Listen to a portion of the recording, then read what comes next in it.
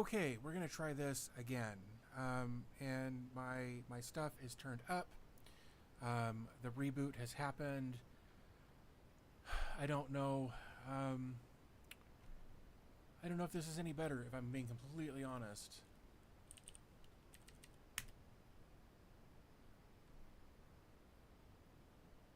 Okay, dude, come on. Testing, 1, 2, 3.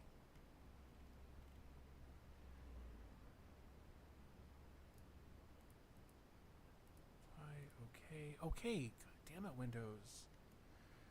Okay, but I don't understand. Like, I'm still seeing everything. Okay, you can hear me. Is it better? I guess. Thank you, James. Is it any better than it was before? Can hear you, but you're faint.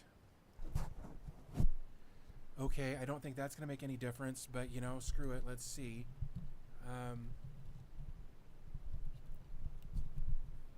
So this is the back of the microphone. This is the front of the microphone. Okay, I'm seeing. James says he can hear me. ACP says I'm faint. Other people are saying it's fine. So can we get a? Okay, I sound great. Front is best. Well, sure. Thank you for that. Can hear with no issue. Okay, so we're all in agreement that the audio is okay now. Do we agree on that it's better than it was a few minutes ago? Perfect, crystal clear. Okay, well then I guess this is what we're gonna do for a minute, and we're gonna see how this goes. Audio is great. Okay, cool, outstanding. Thank you. Seriously, thank you guys for your patience. Super frustrating when everything was working and then you start a live stream and it's like, no, we can't let that happen.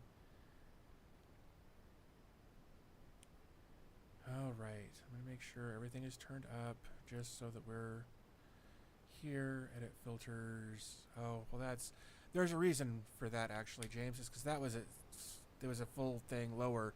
Is that a little bit better? I turned it from 5.6 to 7.6 in the gain filter, and hopefully that will bring it up. Dude, isn't that the truth, dork stick? Okay, so we're good. We're just screw it. We're gonna run with this, and okay, James is saying that that's better. Awesome. Again, thank you guys for your patience and dealing with me getting frustrated. It's just when everything works and everything works and everything works and then everything doesn't work. When you really need it to, it gets super frustrating. So, with that said, our goal for today, obviously, was... I'm going to bring this down here. I think this is actually the same thing. I don't think I need it twice. All right. Turn it to 11. That fixes everything. True, except that there was one time I did that and probably hurt some people's earballs. So we're going to open this up. I've got this that I'm going to pop open. I actually want to duplicate this. So now that we're in a position where the audio appears to be working, obviously we're here. We want to take a look at some Homelabs that people have submitted. But before we do that, I have a question for you guys.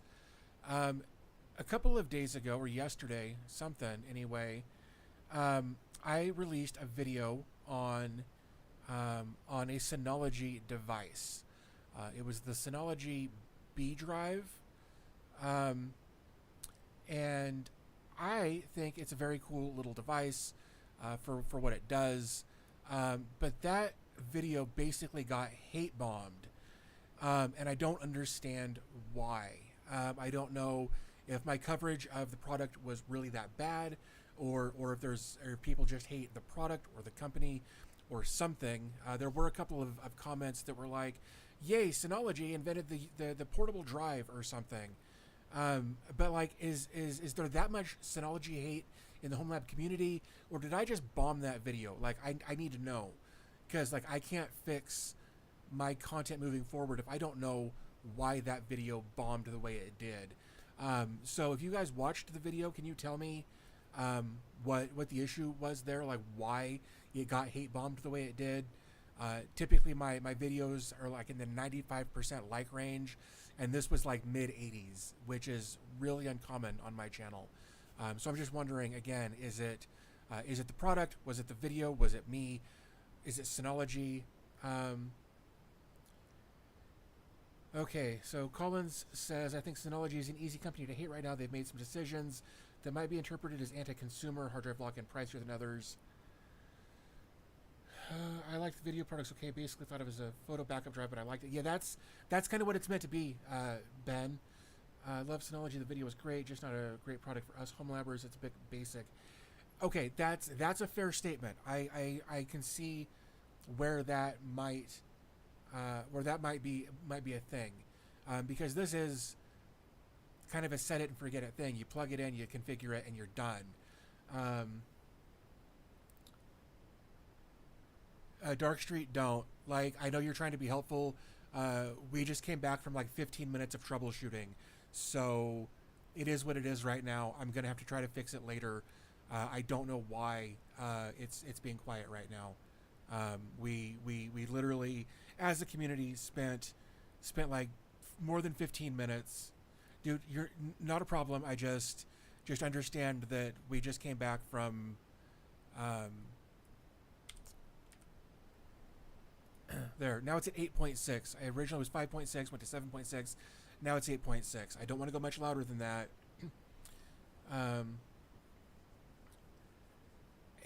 Okay. So again, Dark Street, I'm sorry. I wasn't trying to come after you. We've been through a lot so far as a community today. Agree with the comment 100% that this particular device isn't for us. Okay. All right. I'm more of a realtor and generally don't pay attention to consumer gear. Okay. All right, fair enough. I will just have to be more conscientious about which products I review on the channel moving forward.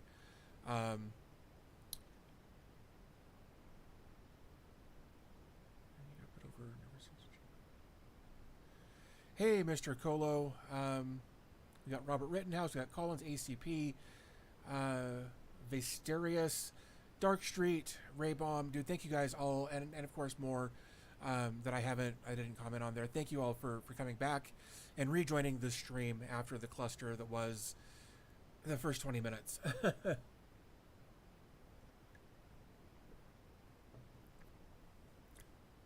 Oh, Collins, no. I didn't get paid for that review. That was, they're like, hey, we've got this cool device. Do you want it? And I said yes. And then I put some ads on it from YouTube, and I got paid 36 cents for the 1,000 views that I got on that video. But anyway, yeah, no, like I never take money from a company that's sending me a product or service to review. It creates a moral complexity that I am not willing to deal with right now. So if I review a product, no money exchanged hands. I just don't do it that way. So don't spend all that in one place.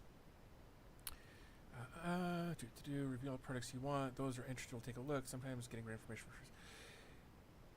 Thanks, Carl. I appreciate that. But at the same time, like if I review a product that I like, and the community doesn't, then that affects my views, right? And if I review, like, say for instance, the Synology B drive. In fact, let's back up. The other day I did a video on Sterling PDF. One of my best performing videos in the first 24 hours, almost ever, right? It did like 5,000 views in the first 24 hours, which not huge numbers, and I'm fine with that. But then, I was really happy with that video. The community loved it. So I expected that would actually have a bump on my next video. But what happened was my next video was then the B drive, which tanked. And if you don't keep your viewers engaged for more than just a little bit, then YouTube dings you for not creating enough engagement, keeping people on the video. So when you've got low views, you've got low retention time, and you've got a lower than average like to dislike ratio, it starts affecting your channel. So I can't just review whatever I want if I want to keep the channel growing. And that's the constant struggle that I'm in, trying to make sure that I'm finding products and services and containers and that sort of stuff that other people are interested in, even if it's not something that I'm interested in. And that's a tough balance that I'm trying to find right now. So it does suck. And it's one of those things that I struggle with quite a bit, like trying to find a product or a service that I like, that I think the community will like. And sometimes I am just effing wrong. And that sucks. So anyway, okay. Well, with all of that said, and my little rant out of the way there, thank you guys again for coming back. If at any point during this video you're interested in hitting the like button, that would be amazing. There will also be I tweaked the bot from last week, so you'll every few minutes you should see something there. I've put more. I put more restrictions on what it does there. I've turned off a bunch of the restrictive, like the comment or the moderating stuff. I've turned a lot of that stuff down. So yeah, if you ever get to the point where you want to like the video, that'd be amazing. There will be a thing that pops up that will say, hey, here's some ways to support the channel. It's just going to take you over to my link stack profile that I created. So anyway, yeah. So with that said, let's take a look at some of the submissions that have come in over the last week. We've been consistently hitting like 5 submissions a week, which is great. Per Nielsen, thanks for joining. Appreciate you being here. So let's take a look at some Homelab or some Homelabs that were submitted. Let me go to my top desktop here. Let me actually come over to here. So the first one we're going to take a look at is Starforce 9's system, and I've actually got this in split screen mode. So right here, oops, right there is their Homelab, and then over here on the right hand side is going to be what they sent over. And after a little bit of a debacle last week, I decided to create another instance of memos in Casa OS, just so that I can copy everything over here and not have to worry about, you know, sharing email addresses and that sort of stuff, names, email addresses, whatever. So anyway, but this, of course I say that, and this is on their blog. So this again is Starforce 9. This is their Homelab, and it says, starting from the top, we've got an unused 4U server with a Rosewheel chassis that was a cloud gaming system using Parsec, Steam Streaming, and Moonlight, but has since moved to a new system. Currently, they've got a Dell R210 or R210-2, which is a pfSense router, which is going to be this guy right there. Let me actually zoom in on that a little bit. Oops, of course if I do one, it's going to do both. Isn't that dumb?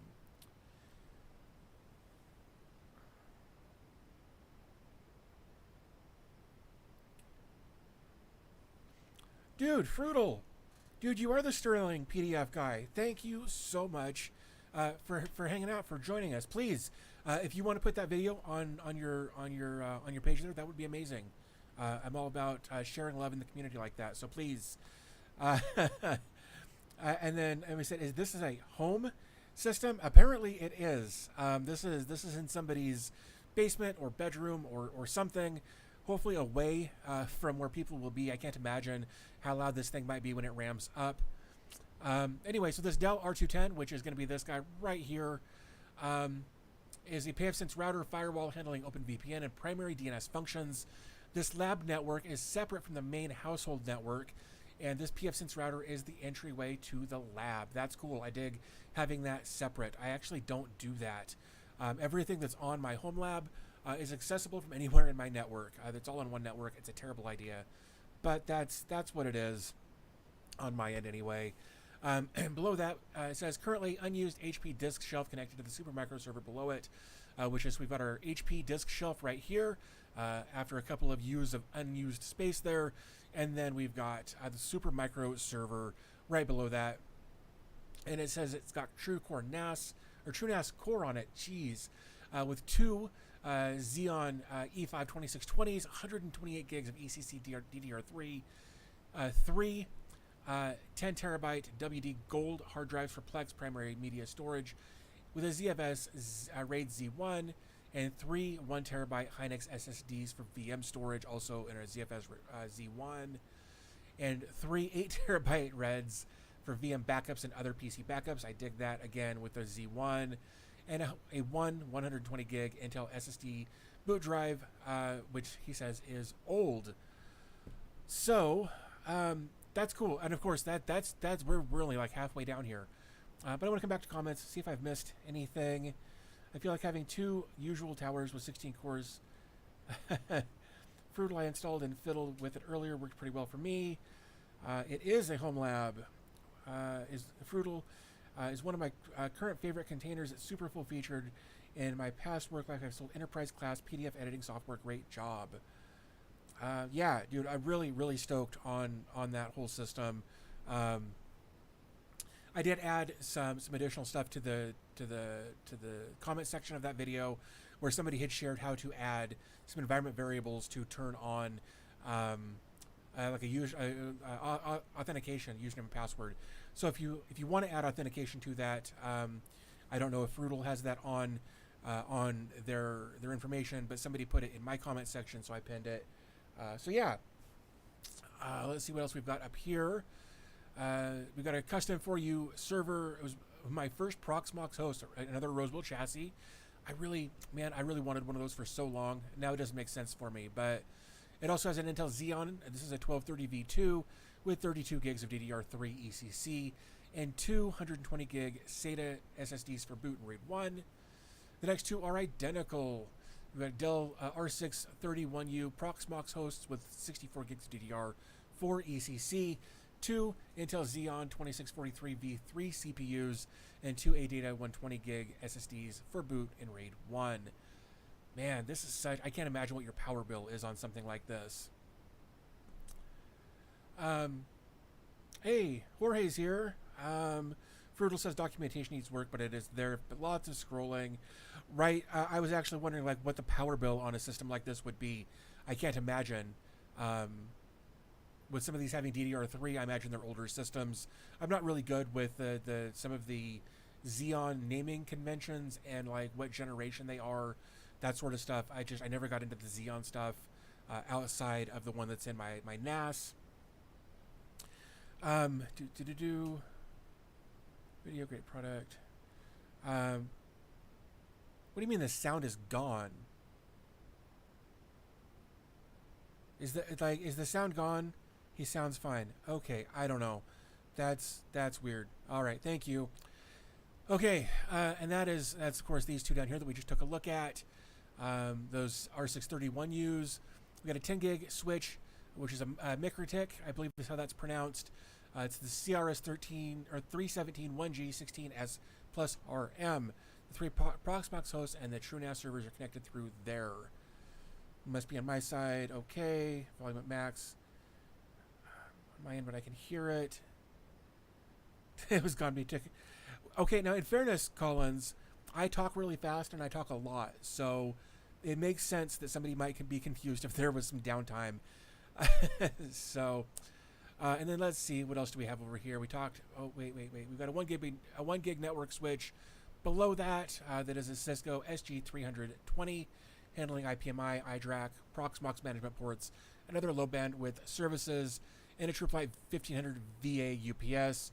Server rack is a 25U Rosewell, and for running public things like the site, I've achieved dedicated Proxmox host in a data center. Oh, interesting. Okay, that's cool. I dig that. With again a beast. A beast of a configuration there. For $33 a month, that's actually not bad for some rack space in a data center. But yeah, no, that's cool. But wait, I saw something up here.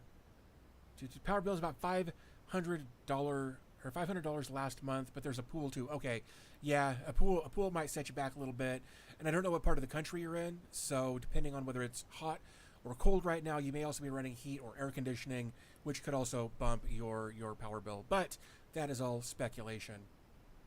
But yeah, $500 a month, that's pretty rough. I'm actually pretty happy. Oh, I should also thank you Dark Street, for becoming a member. Really do appreciate the support there. I'm actually pretty lucky that the power doesn't seem to be terribly expensive in Colorado, all things considered. My utility bill is water, gas, and electric all in one. Colorado Springs Utilities handles all of it in one simple bill. I like it, and my power bill is usually never more than $300 a month. When I say power bill, my utility bill is usually never more than about $300 a month. So to hear that power is more than $500, that's rough. But Texas, lol, lots of AC, and I can't imagine with the infrastructure, the issues that Texas has had, what that's been like as far as a nightmare is concerned. So, damn, $500 a month. That's rough. That is rough.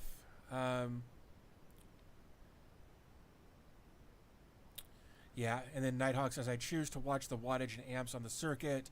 Kilowatt hours are high in the summer for us anyways, and the AC is 75% of it. I absolutely believe that. We actually, so we put in an above ground pool this year. Um, and because we then didn't have to have the AC running all of the time, because if it got too hot, we'd go get in the pool. And just putting in that pool, well, yes, it was like $1,000. It's a we got it off Amazon. It's like $1,000, and it actually saved us more than $1,000 in electrical bills this summer, just from not having to run AC. So, same over here, Long Island, New York, about more than $500 a month. Dallas, Texas, my electric bill alone is $500. Holy crap, guys! I can't imagine. Like, that would price me out of a hobby. Like, it honestly would have priced me out of a hobby. I couldn't do that. I keep paying $20 for my main server and a backup one, and that includes low tier router. Yeah, and that's I don't see any problem with $20 a month for the main server. I think that's great. Now, in fairness, all of my stuff is very low power stuff compared to what we were seeing over here with all of this. My wife and I each have a PC. Of course, we've got, like the server rack over here, but like I said, a lot of it is just real low powered stuff. So I'm actually really, really glad that I don't have a lot of this high power stuff to deal with. So yeah, highest I had was $750 last month. Jeez. I averaged around $280 a month for power in Santa Barbara. Man, I haven't been in Santa Barbara in a really, really long time. In my early 20s, I dated a girl whose parents lived in Ojai. So we would go down and visit them and then spend some time in Santa Barbara. But that's been almost 20 years ago now. Jeez, man, that makes me feel old. $10 a month in electricity, not too bad. It's all air conditioning. Closer to Christmas, my power bill will be closer to $200 for sure. I believe that. 100% believe that. Of course, mine's a trade-off because then in the winter, when we turn the heat on, our gas bill goes through the roof and compensates for not having electric power or electric heat. So it's, it's kind of a wash in the long run. So yeah. Let's see here. Let's go ahead and close some of this stuff out. All right, we're gonna do this. Over here. Sorry guys, I'm getting set up for the next thing here. Can I toggle through this? Of course not. Why would I be able to do that? Anyway. Okay, so next I think we're going to take a look at RCJ Carr's Homelab submission. Oh,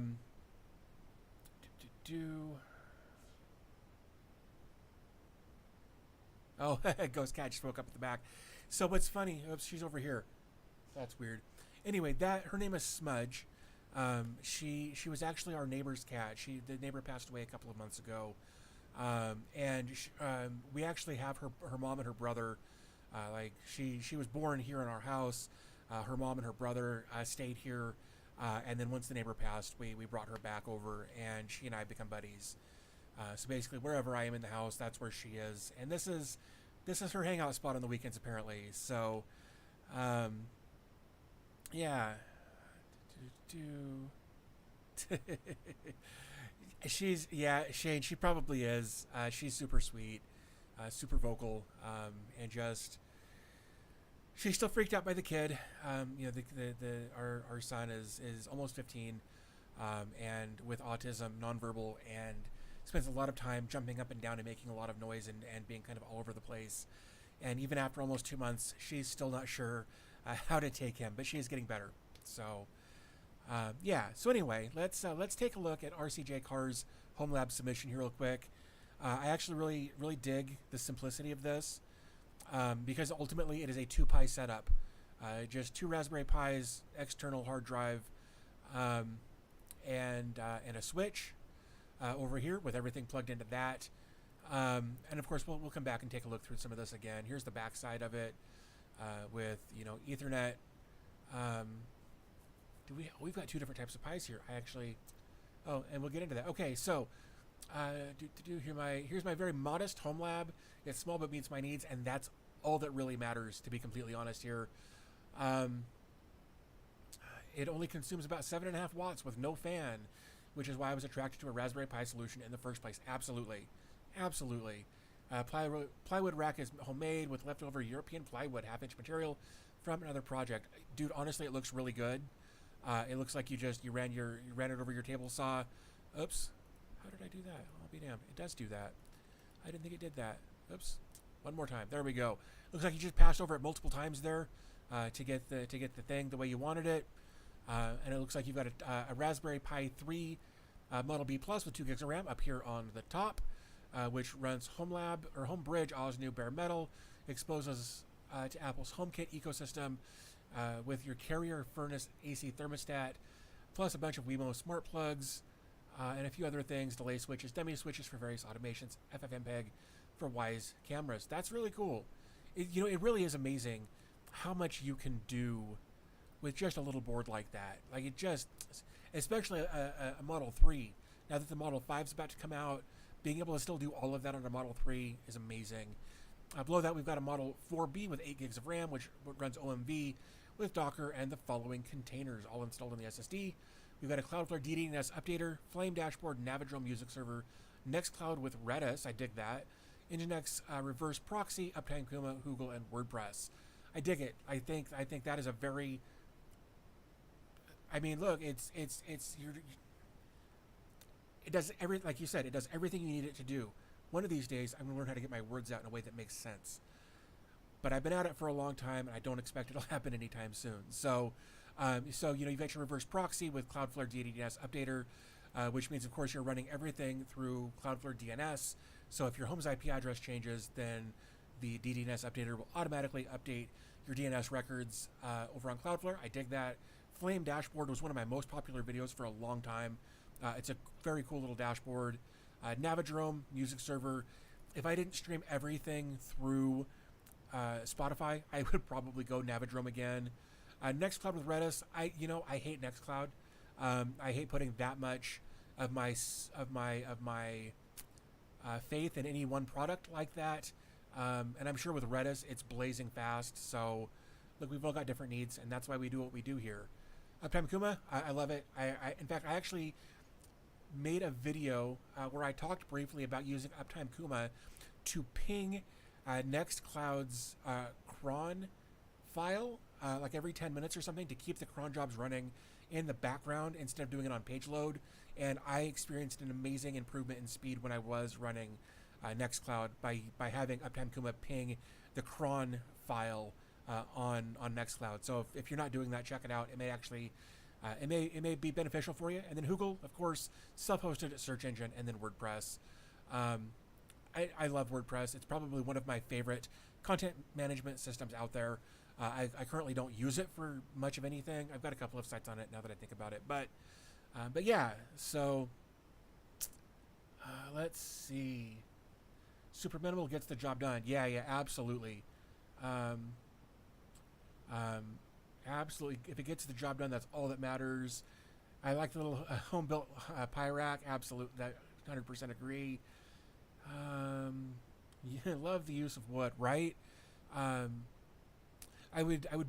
be curious about if the wood affects the thermals at all, but probably not much of it all. Do I want to start downsizing once I can figure it all out? What software is? That's Memos. Technically, they're both Memos. It's just this side is we're looking at images in this Memos thing here. But yeah, I actually did a video on Memos. I use it all the time. It's a great piece of software. Just got some PoE hats for my Pi 4s. The exact day that the Pi... Oops. Yeah, I think... sorry, the comment here is the Pi 5 out there, and the PoE power pins seem to have moved. That was one of the things that the Gearling had mentioned. It was some of the movement, or where they had readjusted some things, moved some things around. Hopefully that's not going to cause too many issues, but it's also going to make it so that just like with Raspberry Pi 4, the Raspberry Pi 3 cases weren't compatible with the 4s.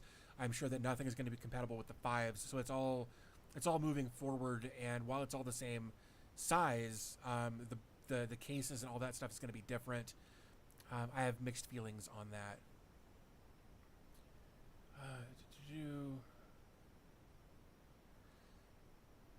Let's see. Mini PCs and SBCs under 20 watts can run a lot of services. That's absolutely true. If you're not, let me do this. If you haven't caught any of my previous live streams, over here in the rack, I've got 3 Zima boards running a Proxmox high availability cluster. They run like 20 watts a piece tops, and everything's super quick. It just works. I love it. You know, I've had big, like my first home server was an AMD FX. It was an AMD FX 8350 with 16 gigs of RAM, and it was such a power-hungry monster. And now I run the same stuff over here with a much lower power bill as a result of switching to something different. That's not entirely true.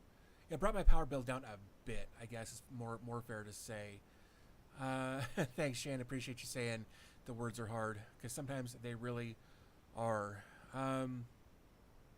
Memo does look nice. I like it a lot.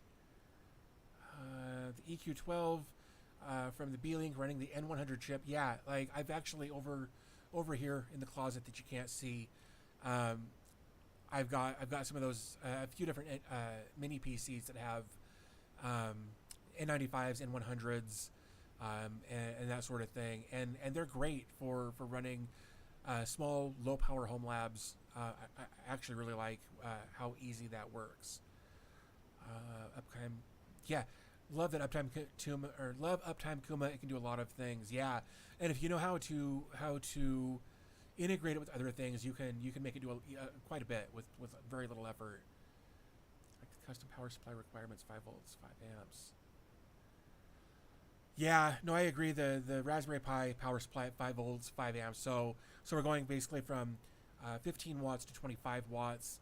I'm sure that it should support like any kind of a QC3 quick charge setup. Should be just fine. Or you can just use the default one that it comes with. That should be fine as well.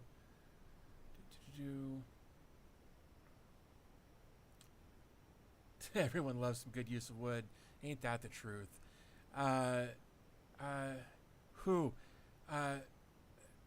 We've got a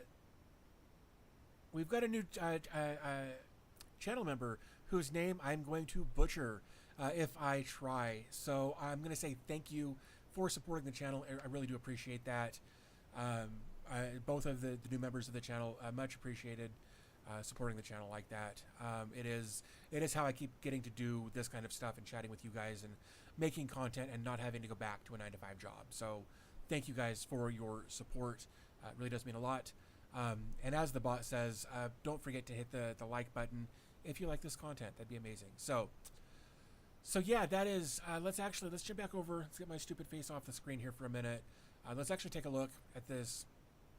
Here we go. So again, here's the front of it with the SanDisk on the side there. Here's kind of more of a straight-on look there.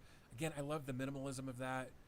I think the only thing that I would change is I would probably try to find some dongles or something that would lay flat as to not poke straight out. I think that's honestly the only thing I would change here. And this, I love that it's just tucked away. It's out of the way. Looks like you got a little fan blowing on the switch there to help keep that cool. That's something that I've noticed, like with my TP-Link 10 gig switch over here, is the SFP ports get really hot. I know this isn't SFP, but these kind of things can get warm depending on what you're doing. And again, here's the proof of what we talked about earlier, with 7.5 watts of power, running 2 nodes on a Homelab server. I dig it, really dig it.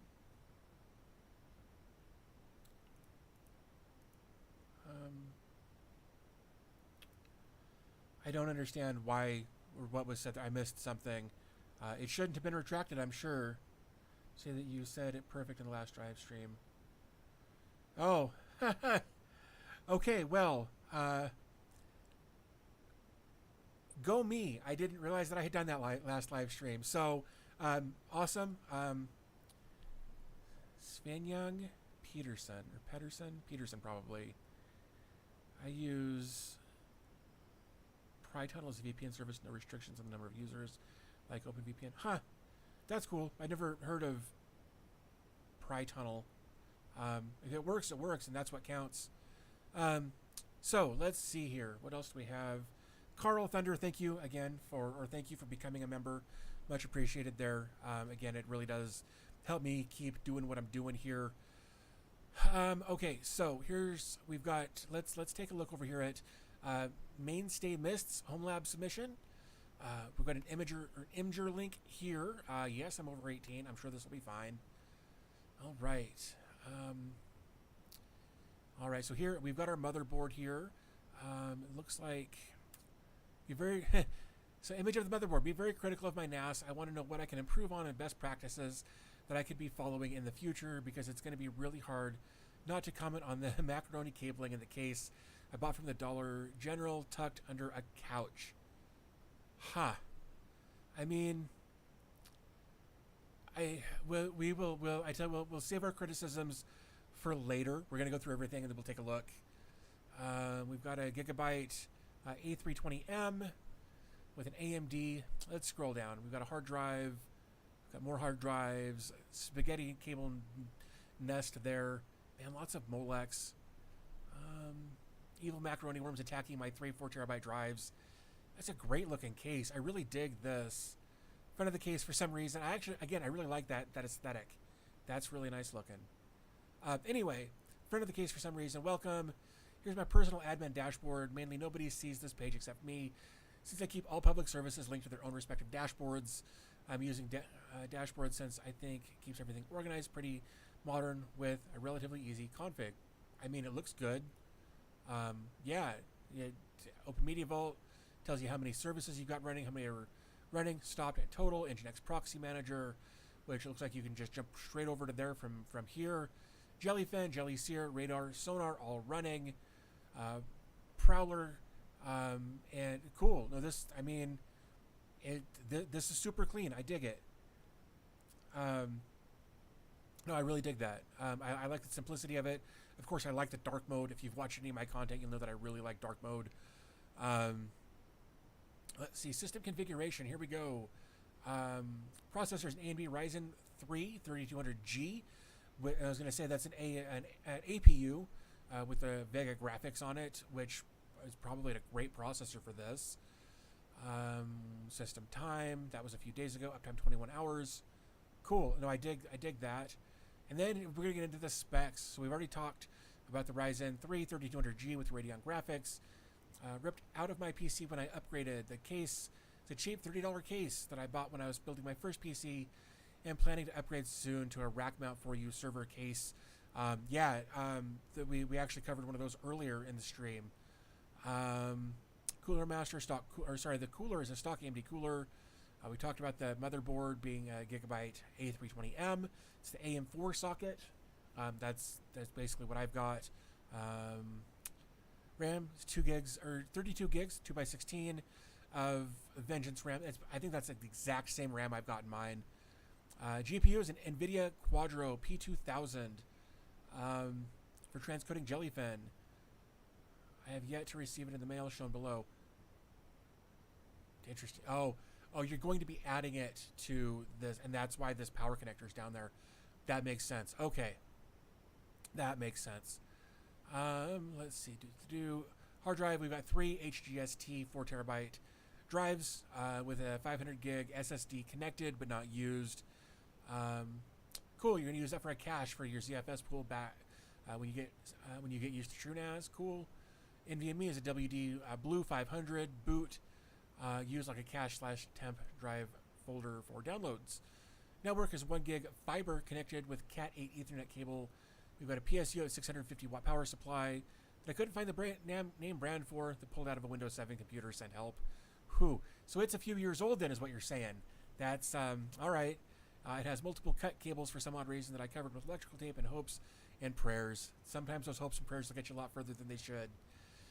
You keep a fire extinguisher nearby just in case, with plans to order a 750 watt platinum PSU when you get the chance. I dig it. Oh, and right there is the okay. Huh. That's not a terrible idea. I may have to look at doing that myself.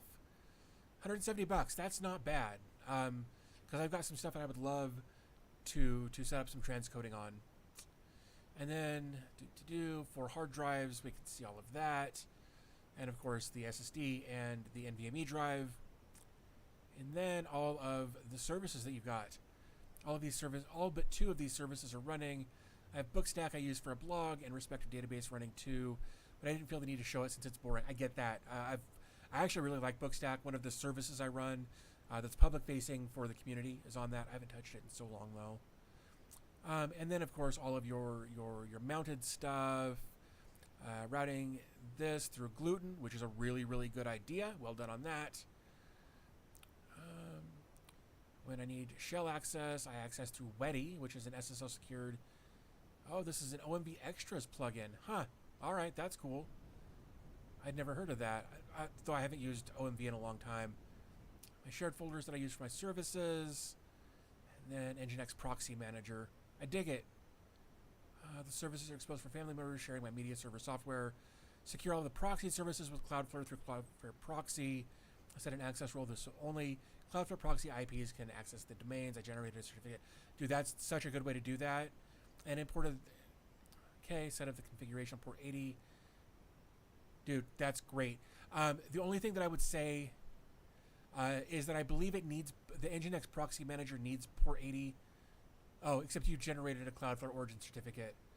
I actually made a video on that. That I went to the extreme of generating a certificate that was good for like 15 years. Don't do that.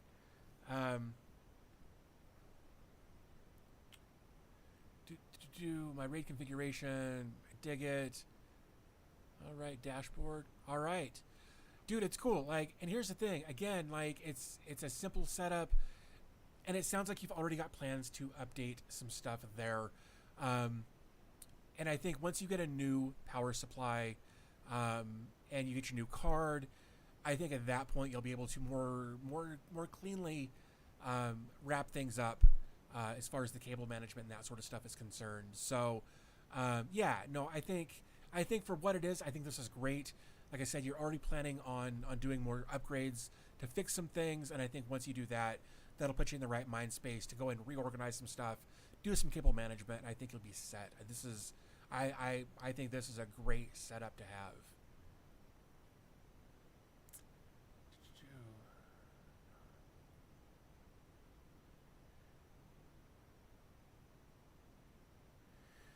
So I've heard, speaking to Kenny45532's comment, where he says Cloudflare tunnels are blocking things like Jellyfin. Now, I've kind of heard both sides of that. Let's get out of here. The section 2.8 of their TOS used to say that serving anything other than HTML, CSS, and JavaScript basically was against their TOS, but then they removed it, and then they wrote a blog post about it. In fact, Cloudflare section 2.8 blog. Yeah, so here is there is their updated TOS. In fact, we can come over here real quick. Saying goodbye to section 2.8 and hello to Cloudflare's new terms of service. Yeah, so, and it says right here, section 2.8 limitation of serving non-HTML content. And then you talk about how they're a CDN, but that wasn't always the case, and that's why they had their rules in place that they did. So I would encourage everybody to go look through that blog post if you haven't already, so that you can have a better understanding of what they do and don't allow based on their new terms of service and removing section 2.8.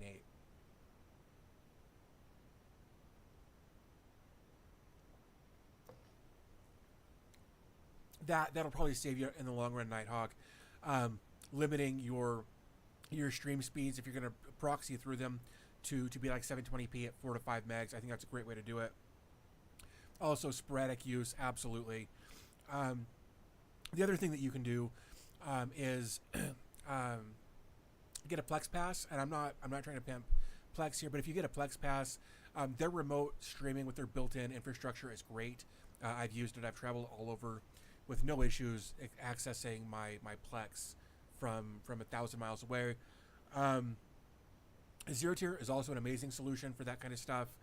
I know that some people are very against things like Cloudflare and Zero Tier and those sorts of things because they're hosted by a third-party solution, and I get that. But sometimes you got to weigh the pros and cons. And in my situation, I've decided to let Cloudflare handle my stuff. Yes, there are some limitations like 100 meg uploads if you're trying to upload a file to a service or things like that. But it happens so very infrequently for me that it's kind of, I just give it a pass. Let's see, when I switch my Jellyfin to be strictly behind a reverse proxy on a remote server, and I use Headscale to connect my... Cool, that sounds like it works. Hey, she left. Oh, she just got down.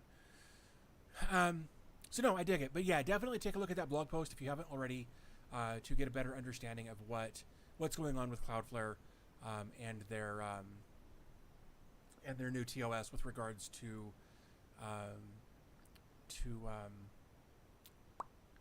serving media files. Holy crap. Anyway, so let's take a look. Let's come back up to here to the desktop. We're going to look at Manjo's Homelab submission. What I'm going to do is I'm going to come down here. This is another very small, simple solution here that I love. So we've got our image here. We've got an external hard drive up here on top. We've got a TrueNAS server. We've got a couple of ESXi setups here and our router right next to it. So Manjo says, I wanted to share with you the evolution of my Homelab setup. I initially began with virtualization and later transitioned to using an old laptop with Linux. Eventually, I migrated to TrueNAS and started utilizing various applications within that environment. Currently, my system consists of 3 systems, one serving as a TrueNAS server and the other 2 HP Tiny PCs. My primary goal here is to further my knowledge of Docker and Kubernetes. I also intend to use this setup to host my weekend projects. I think that's awesome. I think that's really cool. Let's see.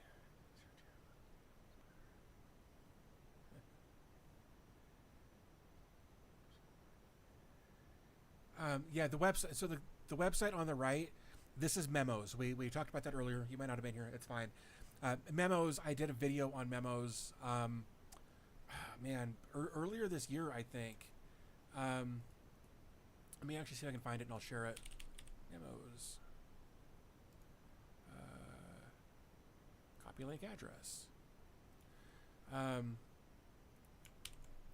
And there's the video I made on Memos. People keep asking about it. So, yeah, I really dig it. It's so easy to use. And what's cool about it, since we're talking about it, let's just pop this up like this. Right, so since we've already taken a look at Star Force 9's Homelab, I can come up here and I can say archive. And we looked at RCJ Cars, and I can say, you know what, we're done with that. We're going to archive that one as well.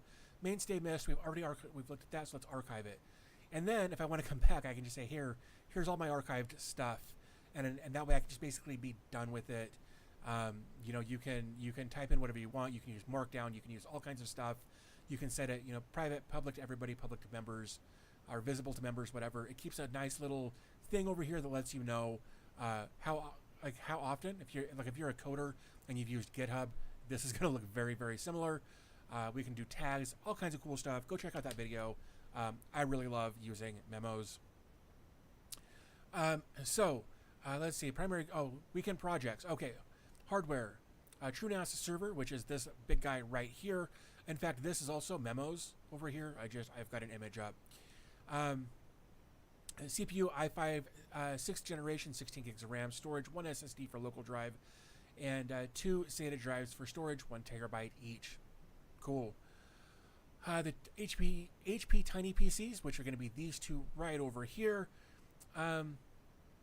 We've got another i5 6th gen, 32 gigs of RAM each. That's pretty substantial, and a little guy like that. Storage, local SSD of 120 gigs. Additionally, I'm using an old router plus switch for networking. Nothing wrong with that. I'm going to guess all of these have 1 gig network ports in them, so this router more than adequate for what you're doing. Also, I find, like, okay, look, I was, if you've been in my previous chats, live streams, whatever in the past, oh, where'd she go? Oh, there she is. She's right there. Anyway, you'll know that I was a web developer for a number of years, and one of the things that I had to deal with quite frequently was fonts and making sure that the kerning and the spacing and things like that on the fonts that I was using in my builds was correct and looked good and was easy to read. That said, I find this amusing as hell. We're going to come back over to here. Oops. Front Tech Flicker. That says Flicker. The kerning here on this font is awful. That says Flicker. So just kind of one of those things, you know.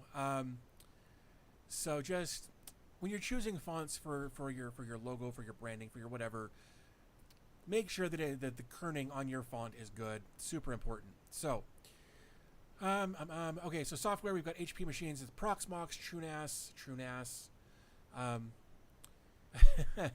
containers currently running.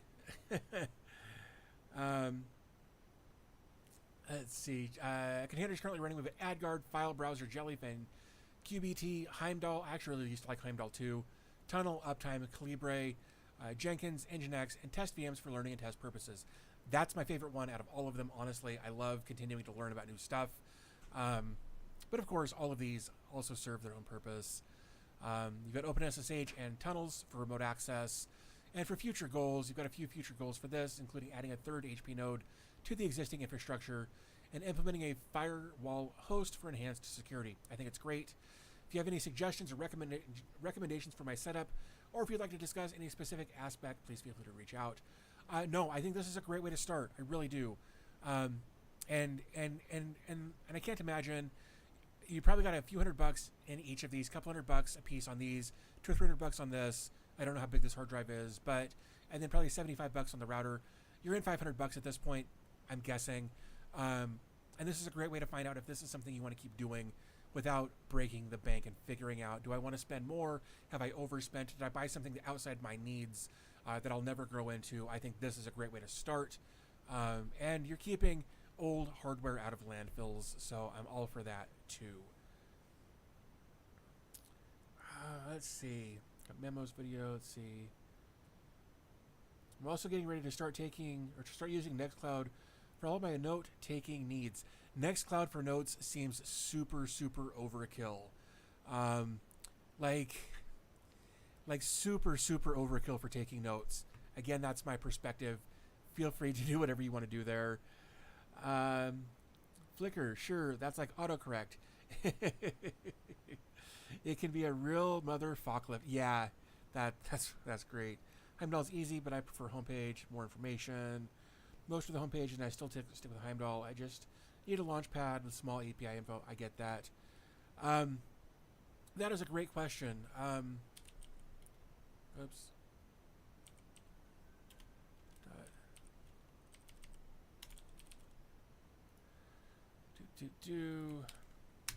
There you go. There is how you can submit your Homelab if you'd like to do that. See the description. Okay, there's also that. Okay, so you're already using it for more than just note-taking. There you go. Oh, Collins. I guess you'll just have to go back and rewatch. But no, I think for getting started, for learning, I think this is a great setup, and this is something that you can keep growing. You can keep adding hardware. You can keep modifying hardware. You can keep changing software. You can do so much with this setup. I love it. Love homepage. Yeah, there's so many cool landing pages, home pages, whatever you want to call them out there. And I love that so many people are creating new ones to fit their needs and then sharing their ideas with the community. I love it. I absolutely love it. I wish I've actually got one that I've been digging into a little bit. I think it's Dashi is one that I haven't covered yet, but somebody has asked me to cover, so I'm sure we will. All right. So now let's take a look. Nighthawk. Nighthawk sent some stuff in. Let's see here. So we've got Shrewd-ass core running here. We're going to look through the pictures here just real quick. Let's make that full size. Let's look through the pictures real quick, and then we'll come back. He's been up for 47 days. That's pretty good. Hottest at 41.9. Not bad. Pretty consistent there on temps. 32 threads. All right. Pi-hole primary and secondary. I've got the exact same thing, except I'm using AdGuard, not Pi-hole, but primary and secondary. True Command Plex, Home Assistant, Docker, Tactical, RMM. Some of these I am not familiar with. We were actually talking about Semaphore this morning in Discord. If you guys haven't joined Discord yet, you should. Yeah, I dig it. 24 cores, bunch of memory. Ooh, bunch of memory. Holy crap. All right, let's see. Let's keep coming through here. All right, okay, so this is in a basement. I think this is a great place for it. We've got a 42 port switch there with a couple of Keystone patch panels. We got a couple of 1U racks. Yeah, we're definitely gonna come back. Man, you've got these really cool rack studs. I need to get some of those rack studs, but I'm cheap and I can't justify it yet. I love these rack studs. This is my point. What else we got? Oh, you know what? I actually had this up and running for a while. I should probably set up a monitor and 48 port switch. My bad. But yeah, I really should set this up somewhere, just as a little thing. But I love that this is there. Ooh, there we go. Here's the front. Wow. Oh yeah, that looks really good. And of course, we're gonna come back. We're gonna talk about this stuff here in a minute. Another shot of it. Wait, is this a different? Oh no, just different shot of the same thing. All right. Whew, that's pretty sexy. That is pretty sexy. Is this an audio interface down here in front of your vape? I'm curious. I'm actually using a very similar trackball. Of course, I've got my stupid hand in the front of it. But yeah, also using a trackball from Logitech. Love it. Absolutely love it. Same reaction. Oh, it's the speaker. Oh, okay. All right, I dig it. Figure out Nextcloud thanks to the guide. Using a trial of Unraid. Yeah, I gotta get in more Unraid stuff. We all love big racks, but sometimes a small rack is all you need. I couldn't agree more with that. Gotta have the vapes handy, absolutely. Sonoverse UBR, never heard of it, but I'm gonna look it up later because that sounds fun. All right, so let's do this. Let's come back over to here, like this. Let's go ahead and you know what? Let's refresh this page. Yeah, so let's archive this one, and then all right. So of course I've got those backwards. That's gonna drive me nuts. Come here, there you are. I'm gonna go over there. Okay, now we're back to the way it was. Okay, servers. I have two 1U Supermicro servers and one Supermicro board in a tower case. One Dell R720. Those are super popular. And one Lenovo M710Q and a NUC 6i5. The network is one HP V1810 48 gig or 48G non-PoE managed switch and two Ingenious EW S385AP access points. PFSense Plus running on the first U under the switch. Which one I guess? Oh, is this one right here? PFSense. It says PFSense right there. Where did it go?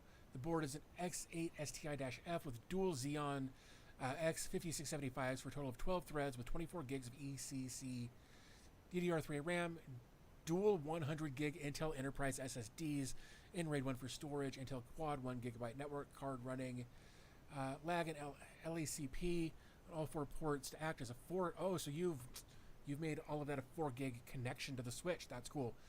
Running 6 VLANs to keep the network split up and secure. Rules are in place on the base LAN to block access to any DHCP IP address. Huh. Interesting. Same for the... Oh, that's clever. So basically, all of your devices in the network have a static IP address. So then anybody, say that's like a guest, we get a DHCP address, and then they wouldn't be able to access the stuff on that VLAN. Am I understanding that correctly? Let me know. Same for the server in the VLAN, so all dedicated static reservation. Correct. Okay. The IP has to be added to an alias. Okay, that's funny. I never read ahead on any of these. This is all like I copy and paste, but I don't ever read anything because I want to experience this with everybody. Okay, with VLAN 102, the server's IP has to be added to an alias to allow access to the LAN and the internet. Other VLANs include IoT. I've got one of those too. Yep. IoT VLAN runs through Pi-hole. Yep, same. Basically, I've got a bunch of Chinese light bulbs in my house and stuff like that. Just off-brand stuff I've never heard of, but I was cheap and needed something at the time. So all of that stuff gets thrown in an IoT VLAN, and it just works. And I don't care. Next server is a Proxmox, which is backup server here. 2 TrueNAS Core. 3 800 gig Intel Enterprise SSD and RAID 5. 1 Intel 480 gig dedicated to my Docker VM. List of VMs include Pi-hole by 2. We talked about that. Ant Media Server to work in conjunction with Owncast and OBS. Interesting.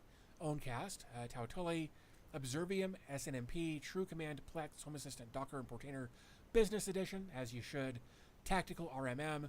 Still not sure what that is. I'm definitely curious about what that is.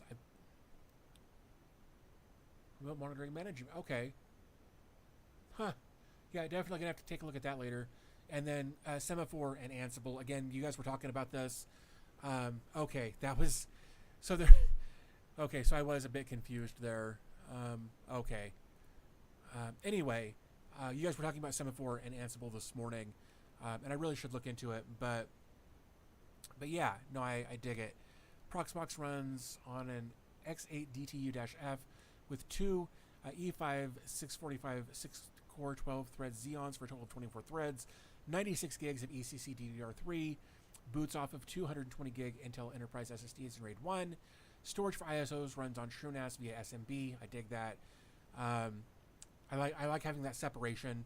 A lot of my stuff runs through NFS versus SMB, but I just like to have stuff separated out as much as possible. Networking is done with an add-on card and 2 internal cards for a total of 4 ports.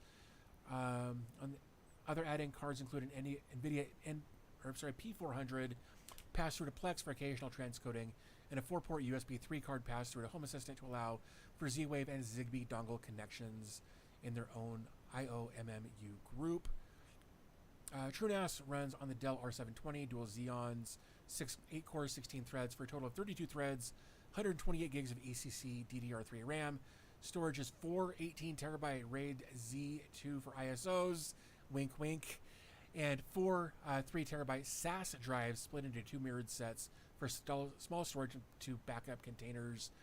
TrueNAS boots off of a 300 gig internal enterprise SSD, and the config is backed up daily with True Command. Interesting. Never used True Command. I use Proxmox and Proxmox backup for all that, so that's cool. Last server is my Proxmox backup server on an X8 STI-LN4 with a Xeon X3480 4-core 8-thread CPU, 24 gigs of ECC DDR3 RAM. PBS boots off of 220 gig Intel Enterprise SSDs in RAID 1. Storage is 4 by 480 gig in RAID 0 for just under 1 terabyte of storage. Nothing wrong with that.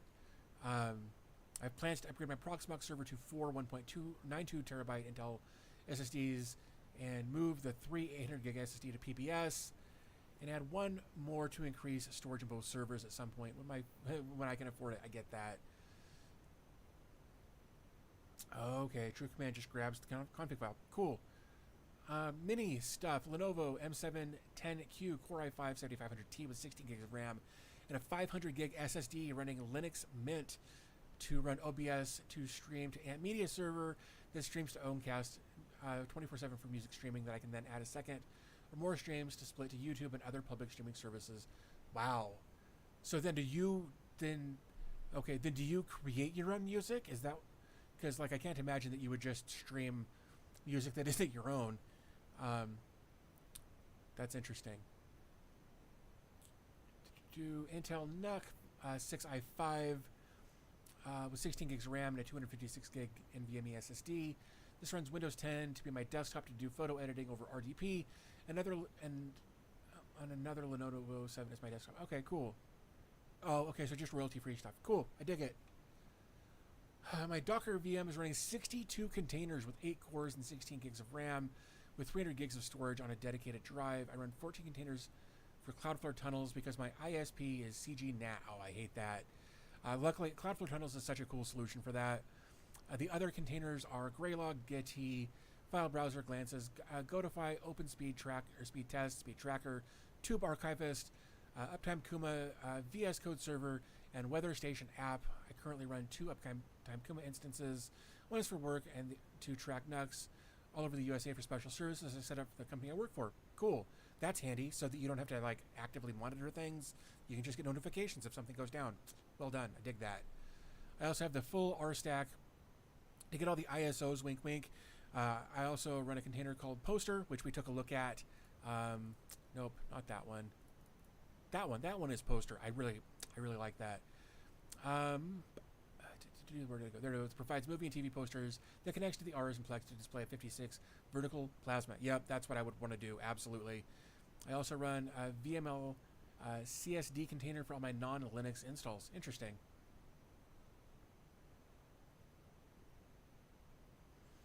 Observium probably helps with that too. SNMP traps and notifications. Huh.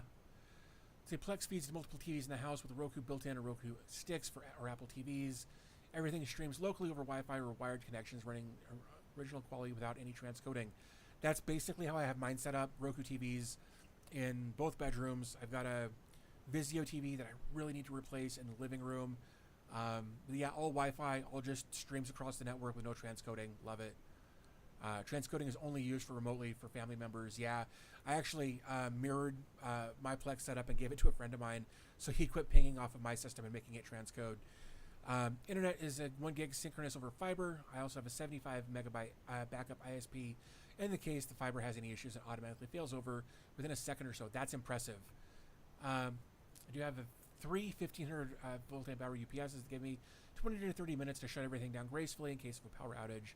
It'll keep things running. Yeah, over. Nothing I have is new. It's all used and reconditioned as I can get it. I think probably $3,000 to $4,000 in total. You know, that's not bad. Like that's for everything in this rack. Like, in fact, that's not even the right picture. That one. Let's say you got $4,000 there. That's still decent when you configure hardware and storage and the rack and the whole bit. Like $4,000 for that, not bad at all. And then it continues in the chat. All UPSs are monitored with NUT. I dig it. I've got a UPS in my rack that I just kind of set it and forget it. And I really should probably do something with it so that I can monitor it a little bit more closely. But it handles. I've got a UPS. I don't even know if you can see it down there. Anyway, I've got a UPS down there that keeps everything up and running. We don't usually have power outages that last too long, but it's kept me up and running for 20 or 30 minutes without any issues at all. So definitely.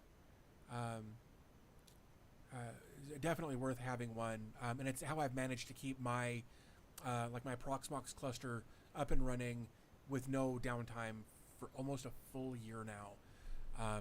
Because, and I say that, other than when the ISP has gone down, that was out of my control. Let's see, 700 watts on the rack as of right now. That's actually not bad for 1, 2, 3, 4, 5, 6, 7, 8, 9. Like 9, let's call them nodes, units, whatever, and then of course all the networking stuff. So like, even if you were to say like 115, 120 watts a piece, still not bad. That our 726 computers, I believe that my UPS is a pile of garbage. I need to set something up with a little higher capacity, maybe with some live post. Yeah.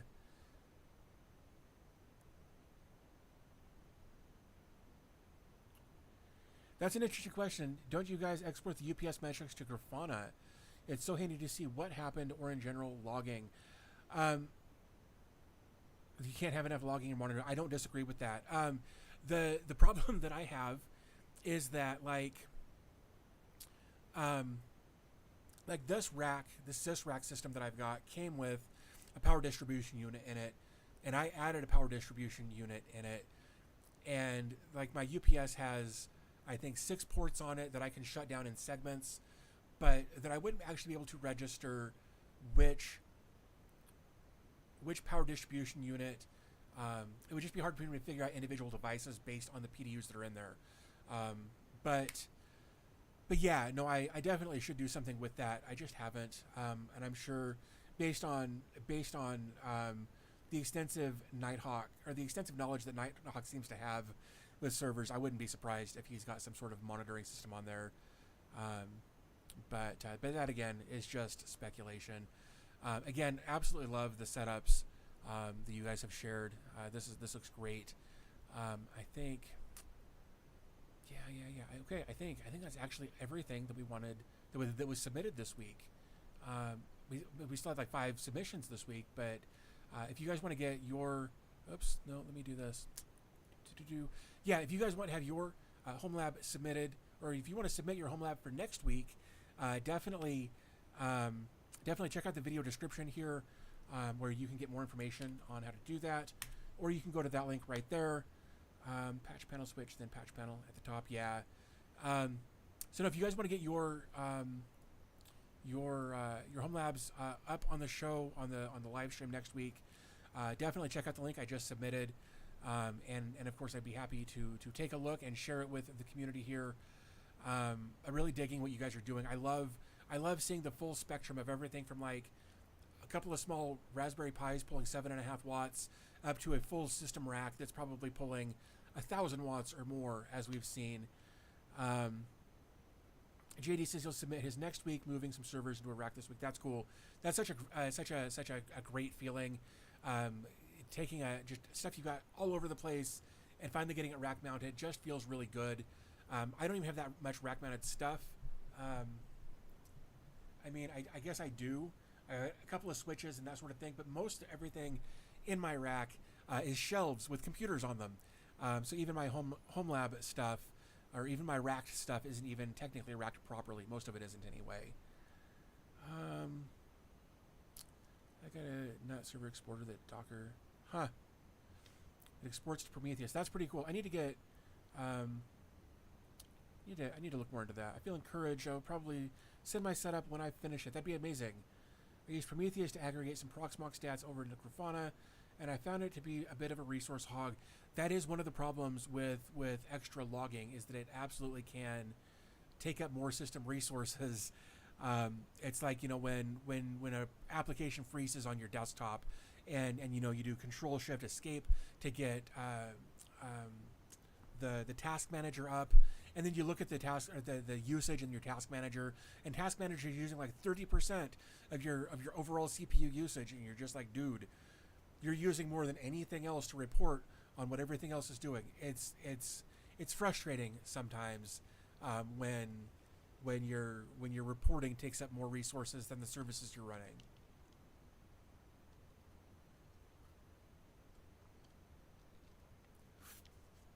Oh man, let's see. Exactly, it was the largest resource user out. Yeah, it's crazy how that can work.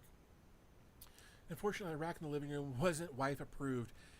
I get that. My first rack was like it was a 5 or a 10U that was provided to me, and I had it set up in the living room, and I had to be real careful with what I put in there, because if it made any noise, it wasn't going to get approved. So no, that was honestly one of the reasons. Well, yeah, one of the reasons that I'm now in the garage with my studio space here, and one of these days I'm going to fix that so that it's actually got some proper trim around the door that goes into the backyard. But yeah, no, I had to move everything out here just to keep everything separate, and I was also, with where I was, it wasn't a good setup. So anyway, let's see. Unfortunately, the rack, yeah, it's Greylog isn't that bad. I'm glad to hear that. I've heard a lot about Graylog, but I've never actually used it.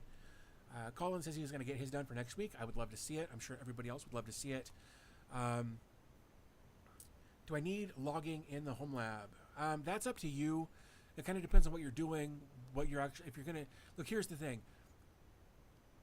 If you're not going to read through the logs, then adding the logs isn't going to do you any good. So you're only going to get any use out of logging if you're going to review the logs, that sort of thing. So it's really like, it's really up to you and what you're going to do with it is I guess what I'm trying to get at there. I agree. I agree with both. I agree with Shane and Nighthawk. No, not really, but it's fun to see everything in detail. I 100% agree with that. And like Nighthawk said, it can't hurt. I actually used it for an issue with PFSense that helped me. My first server had 3 6K fans running. Oh God, I can't imagine. Whew. Have them So yeah, I mean it's all about what you're going to do with it. Here's the thing. Like I actually made a video showing how to get Grafana set up and import some stuff. Import dashboards to get different bits of data, that sort of thing. And I loved looking through it, and it kind of gave me an idea of what was going on. But then I realized I wasn't. It was more for the pretties than it was for the functionality, right? I loved seeing the data, but I wasn't doing anything with it. So eventually, I just took it all down because it wasn't adding any benefit to me because of the way I run things. So you might try it. You might realize, hey, this is a perfect solution for something that I need. Or you might just be like, hey, this is cool. I like looking at it. And then realize I'm never going to do anything with it. So I would say deploy the logging, especially Grafana. I really love looking at Grafana charts. They look nice. They're colorful. They're bright. They're shiny. But after a while, set yourself a time limit. If you haven't actually used the data in it after however long, it's probably worth taking down and not taking up CPU cycles in your home lab. You should, yeah, and that's a fair statement too. I just use net data, so I don't have to build custom dashboards and charts and that sort of thing. Yeah, I agree with that quite a bit too. I actually really like net data because it is so easy. You just deploy it, and it says, hey, look at all these containers you've got. Look how much RAM they're using, and it kind of gives you just a very clean, concise way to look at stuff without having to go through the Grafana route. I hadn't considered net data until you said something.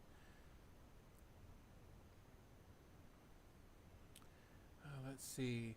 There's not enough time in a day to do home labbing. I love challenges. Most of the time, when an issue arises, 9 times out of 10, it's DNS. Yup. In fact, let me see if I can find this.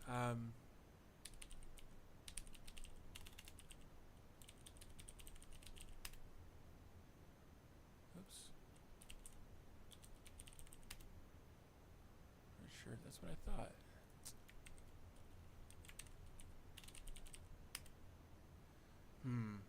Now I'm gonna have to do it this other way, aren't I? Give me a second, guys. I have something that I want to do here. Store. Yeah. Guess this is probably the easier way to do it.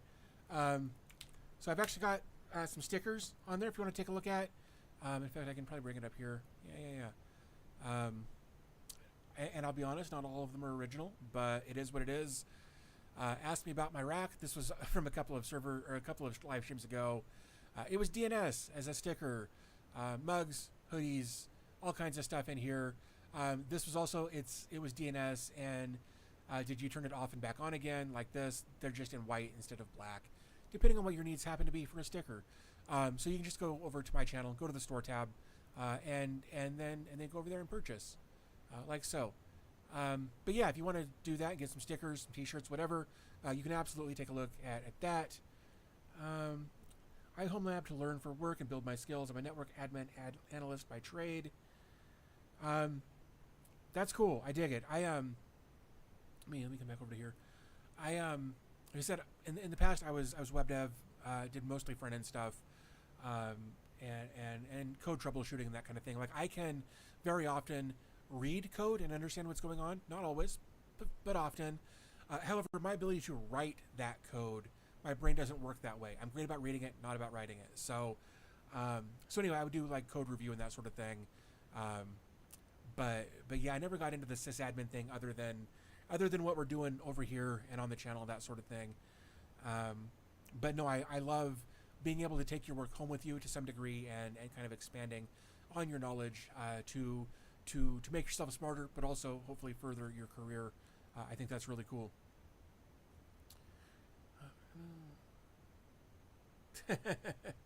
I don't like code either, so copy pasta for Ansible it is. Um, Current web dev, so a lot of Homelab translates to staying employable. Yep, I 100% agree with that. In fact, it's funny when towards the end of my Homelabbing, I started hearing about Docker. And of course, this was like 2014. I think people were talking about Docker and that sort of thing and containers. And I was just like, what the hell? What is Docker? Why would I want to use Docker and port like container? Why would I want to put that in a container? That doesn't make sense. And then here we are, less than 10 years later, and I've made a career out of talking about Docker and containers. But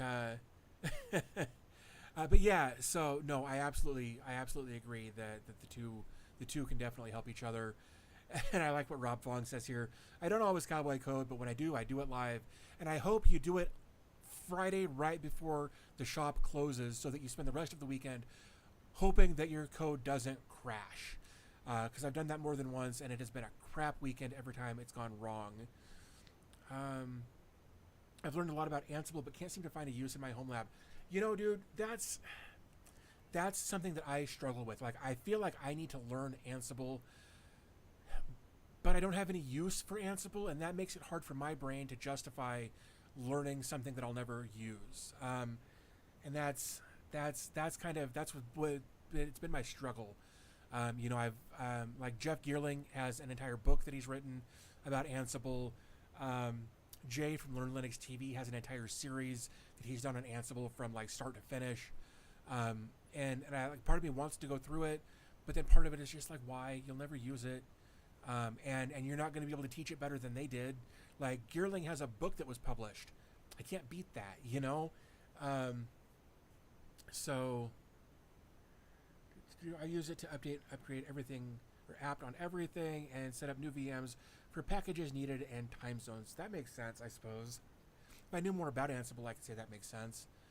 I used to rogdog config files for the deployment server that the desktop support team used for imaging. Oh, I bet they hated you for that. I had an Ansible script for launching my Portainer VM. Huh. That seems unnecessarily complicated. But I could be wrong. Again, I don't know enough about Ansible to say that. But with one line of code, you can deploy Portainer pretty quickly. So again, I don't know. I don't know anything about Ansible, but again, it's been a struggle for me. Jeff's the man. He's the godfather of Ansible, and Raspberry Pi. Like, dude's all over the place. Super smart. If you guys haven't seen, he's actually in the process of building a studio. Like, he's rented some space, hired an architect. Like, is going and building like a soundproof or a sound isolated room so he can up his recording game, that sort of stuff. Yeah, he's super knowledgeable on all kinds of stuff. Lots of good information coming from him. So yeah, I agree. I can't wait to see the finished studio space. I love that he actually brought some people in, hired the professionals to do it the right way. I did not. This is all stuff that I did, and it was not done the right way. Look, it's been fine for years now, but there are things that I wish I had done better that I didn't. Yeah. Let's see, what else? Did I miss anything? Hope it works out for him. Paul's hardware was in a studio space for a few months. Now it's back in his garage. I never... It is a pet-friendly space, as you can see. If I can move all... Yeah, she's so crashed out back there. It is a pet-friendly space. I've had raccoons in here on more than one occasion at night. Yeah, so lots of animals coming through here on a regular basis. Um, anyway, Shane said that I hope it works out for him. Pulse Hardware was in a studio space for a few months, and now is back in his garage. I never got into watching Pulse Hardware, and I don't know why. Um, Everybody seems to love him, and I don't know. I couldn't get into his content. Like I know he and Kyle, Bitwit or Awesome Sauce or whatever handle he's going by now. I know that they were. I don't know if they still are buddies for a long time. They did a thing together for a long time. I just couldn't get into his content, and I don't wish him any ill will. Just not my kind of content, I guess. For the VMs I've got made, templates, so Ansible for updates or maybe backups. Yeah, I don't know. I should probably go watch Jay's content on Ansible and see if it makes any sense for me and what I'm doing, and then I can have even more useless information.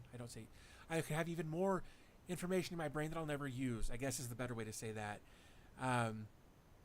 But yeah, so I'll have to look at Ansible. And then, of course, somebody had mentioned something earlier that I wanted to look at. And it wasn't there. Oh, was it that? Oh, no, we already took a look at that. Cut out 2 hours of update work to 20 minutes with Ansible. That's pretty impressive. Yeah, all right. One of these days I'll look into it. I watch all the big names from time to time. Paul, Jay, Linus, Craft Computing, Computing DB Tech, wink, wink. Yeah, not a big name yet. Look, I'm continually growing, and I appreciate. I definitely appreciate it. Ansible's more like tweaking things. That helps pay for the power bills for that rack. I don't understand. The bot is over here freaking out. I don't know why. Hey, Ari's here. Hey, thanks for joining. I was actually about to start wrapping things up, so I'm glad you at least caught the last few minutes. That's awesome. I would also like to do a shout out for Jim's Garage. He's pretty new, precise, and explains almost everything. Let's see. Jim's Garage. Tech Talks and Reviews. Oh, there. Interesting. All right, so let's jump back over here. Yeah, I've never heard of this guy. Here's the thing though. I don't watch a lot of tech. I watch more car stuff. I watch police chases, law and crime stuff.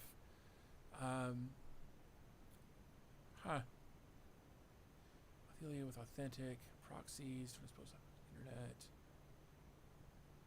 Strict access now. Yeah, I may have to check him out. I don't want to play anything. I don't want to cause a copyright issue here. VLANs. Interesting. Yep, I'm definitely going to have to take a look at his content. Never heard of him, but it looks like he does cover quite a bit. Just got back home.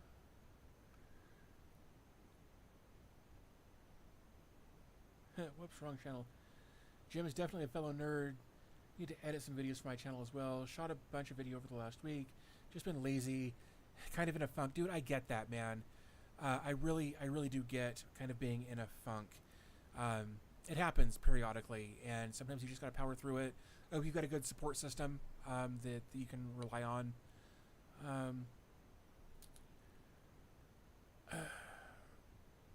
Rueri Fulham, I hope I got that right. Thank you for the donation. That's super kind of you. I really do appreciate that. Really does mean a lot to see that. Thank you. Seriously. I got into watching police chases and ride-alongs for a while. Yeah. Rory. I apologize, Rory. Confused Jim's Garage with Dave's Garage. That's funny. I should... the Windows dev. But no, this is... And this is that, like, sometimes you guys will turn me on to things that I'd never heard of. Whether it's Jim's Garage or some of these containers we've talked about. Like, I really do... It's an annoying Irish name. That's great. No, I dig it. I've never been to Ireland. I've wanted to go to Ireland. I've been to Scotland twice, but never been to Ireland. And would actually really like to go there. My wife's heritage is Irish, mine's Scottish, but would really love to check out Ireland. Let's see, the Windows Dev. It's an annoying Irish name. Glad to see you back from your break. Glad you're in a better space. Burnout is real, and it hurts. It absolutely hurts health. And so, like, part of, like, I'm still dealing with a little bit of content YouTube burnout, but my biggest issue was actually my physical health affecting my mental health, tied into the burnout from YouTube. It was a mashup of all kinds of things that hit me for a couple of months, along with 2 deaths and then having to travel a bunch as a result of those things. A lot going on over the past few months, and I'm finally getting back into a better headspace. But thank you. I appreciate your encouragement there.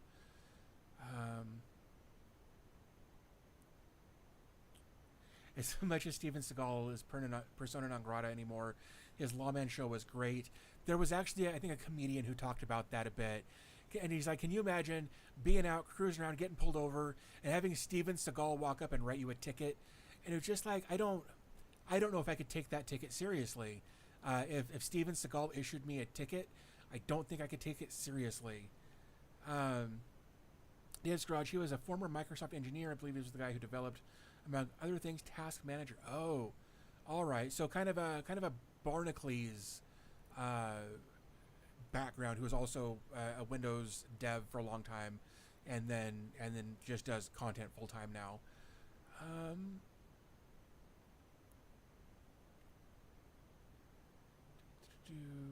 Check in with me on the containers that piqued your interest. Very cool content from a historical Windows perspective. He built Windows Task Manager and formatting tool. Wow. Awesome open source. Yeah, I actually really dig awesome open source, or open source rather. He and I have chatted a few times via email behind the scenes. And we've talked about doing something together. We just haven't done it yet, and I need to reach back out to him. Seems like a real mess you were in. It was so complex. It was.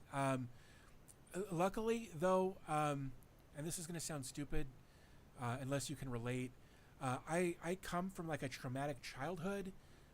Lots of moving around, lots of time with grandparents that I should have been with my parents, but they couldn't for different reasons. So lots of trauma in my childhood kind of prepared me for my adulthood. So I tend to handle some stuff better than I might have otherwise. So it's life. Right, Rob says, if Steven Seagal wrote me a ticket, I wouldn't stop laughing. Absolutely. You two collaborating would be great content. Yeah, like I said, we've talked in the past. I need to reach back out to him. I think we've just, I can't speak for him, but just with everything going on for the last several months, I haven't been in the right headspace, and I got other stuff I'm trying to deal with. Anyway, one of these days, I'll see if I can do something with him.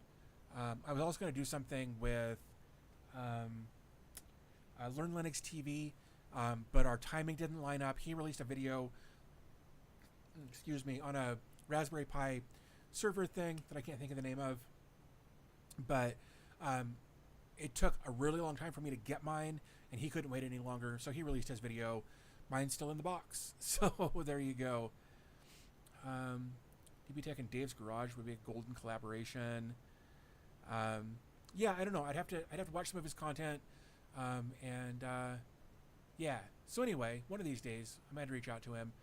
And of course, his third video here on his page is the worst Homelab tour ever, and I kind of appreciate that kind of humor. One of these days, I need to do another one. Great live streaming content, not biased at all. No, thank you. I appreciate that. Like I've said in the past, I really enjoy doing these, even when they start out kind of crap as far as audio and that sort of thing is concerned. Here's the thing, I may just have to swap out my audio interface or look for a different solution to avoid this kind of stuff in the future. So I'm going to play around with some stuff later today or tomorrow. It's actually fairly warm in here. I may go see what it's like outside, and I may go jump in the pool for a bit while I still can. But yeah, so no, wow, you got me started with OMV, and I've been watching since OMV 5. Holy crap. Great stream today. Push the audio about 10% louder in the future. I think I can work with that. Again, I'm gonna look at some other solutions for an audio interface or something because like I said, I'm using an M-Track Duo as my USB audio interface, and it's cranked all the way up. In the device manager or the sound manager in the control panel, it's turned all of the way up. I've added like 8 decibels or something to it via a filter. It's clear, just soft. Yeah, I'm gonna have to figure something out, and see if I can't get it to come up a little higher. Because check the advanced settings. There might be a boost option. I'm just afraid of having it blow out the sound. So I'll have to look at it. The mic you use for this is the exact setup I use for my videos. Like, nothing here has changed. That's why I'm like. And here's the thing, right? Like, in my videos, it is quiet, but I'm able to boost it in post using Premiere and that sort of thing. So I've just got to figure out what the problem is here. It's global warming. It was like, wow, loud for yeah.